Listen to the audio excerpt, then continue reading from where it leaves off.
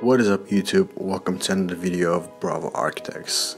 Today I'm gonna show you the architectural lettering. So basically you're gonna think about an imaginary square that has the same side length of the height of the row. So you're gonna fit the letter inside it. So starting of A, we're gonna have to fit the A inside the square, and the horizontal lines will be a little bit tilted upward. There are a couple of ways of writing your letters, so you can overlap the lines or you can just finalize them. So when it comes to B, it's going to be a vertical line and the horizontal lines will be tilted as well. You can overlap or you can create different shapes of curves when you write the curves of the two parts of the B. Make sure it fits into a square.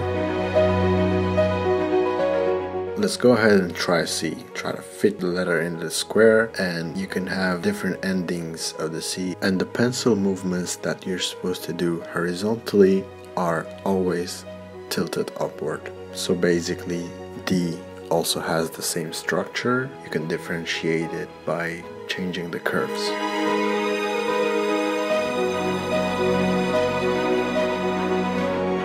We can write E in different ways to align the middle line, so it can be a little bit upward, a little bit downward, but basically it's gonna fit into a square. The same rule applies for F as well.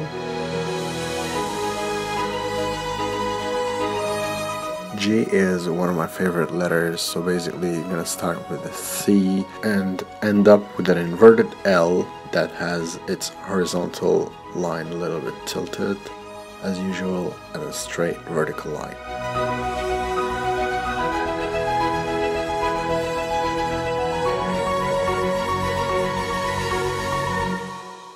In my opinion, H is also an aesthetic letter, especially when you place the horizontal line a little bit downward and overlap the lines. The placement of the horizontal line can vary as well. So basically, when you fit in a square, it's gonna look something like this. I is just that simple. J is one of the unique letters in terms of shape, so I just like the completion of equal sign at the top of the letter.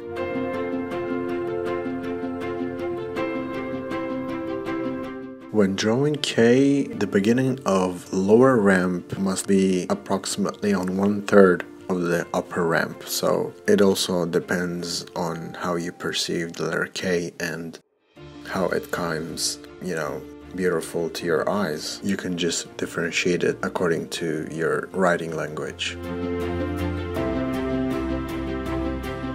Drawing of L is as simple as the drawing of I. You can play with overlapping the lines.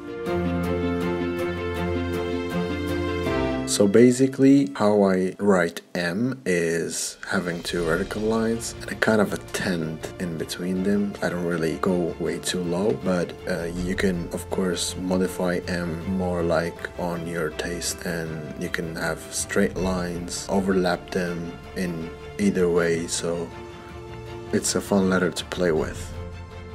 I'm gonna mention another 1/3 rule in this letter, which is N, so I'd like to complete the diagonal line at the almost 1/3 of the right and vertical line, so it's gonna look like something like this.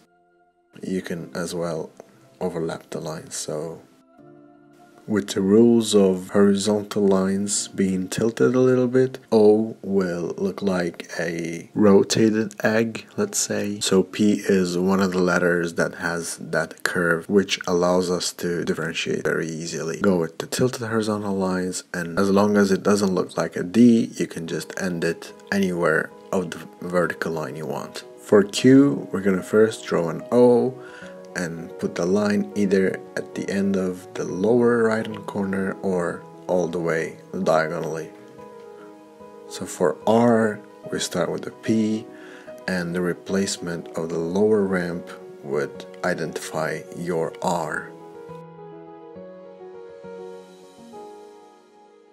S is a little bit difficult to place 3 parallel lines in a row, but once you get used to the proportions, it's gonna be a fun letter to draw. Let's complete the curves. So basically you can draw S another way as well. I think first way is better.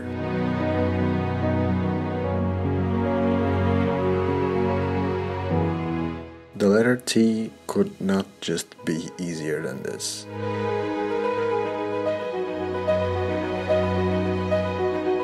When drawing U, once you place the first vertical line, you're gonna have to go a little bit tilted when it comes to the horizontal line, and there we get it. V is even easier than T.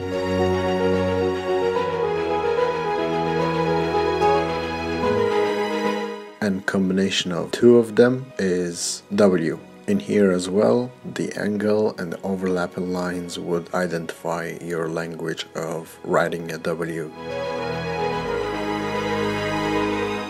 X is such a cool letter, being minimal and just a cross. I stopped drawing Y with an almost horizontal line so that I can combine it with a diagonal line without a vertical line. But you can do it with vertical line as well. So think of Z just like an S with 3 parallel lines, the mid one being a little shorter, and then combine it with a diagonal line. Placing the midline is up to you, of course.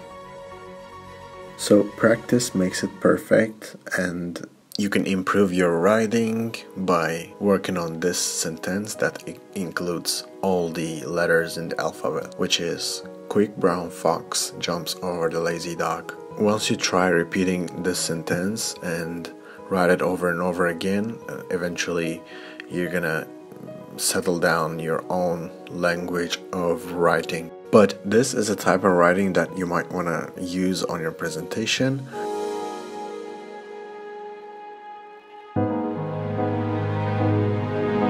For daily usage, you can try something quicker like this. Hope you enjoyed my video. Don't forget to subscribe to my channel, and see you in the next one.